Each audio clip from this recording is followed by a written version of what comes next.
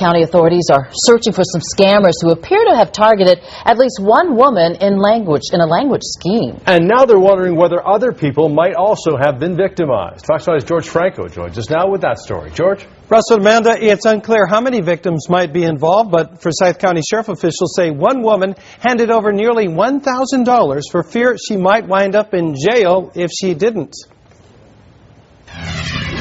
Every time the phone rings, Sarai Hernandez wonders if it's someone trying to scam money from her again. She says she got the first call last week from a Los Angeles number advising her she was in legal hot water for an unpaid bill on an English language course, which she says she never agreed to. ¿Qué te dijeron? What did they tell you? Me dijo que podía tener. Sarai says he told me I could go to jail for 3 years and receive a fine of more than $6,000.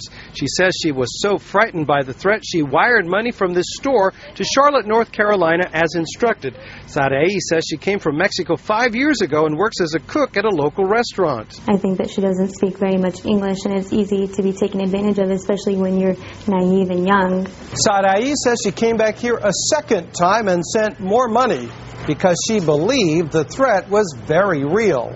She says she received one more call after sending more than $500. This time they wanted money for attorney fees. Más dinero para los abogados. More money to pay for the attorneys.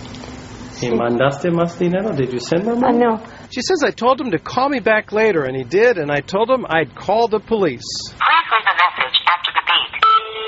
We tried to return the call, but there was no answer. The Forsyth County Sheriff's Office says the FBI is now involved in what appears to be a case of interstate fraud. Que es muy feo lo que se siente. Sarai says it's really ugly. They intimidated me and scared me. They knew all my information. The Forsyth County Sheriff's Office says there is no indication the company involved is legitimate and say if it was, everything would have been done and sent in writing. All right, George, thank you very much. Well, turning now to the weather, a cold front moved through this afternoon. All right, cleared out some of that rain. Ken? That's right. It drove just about everything on out toward the east and toward the southeast.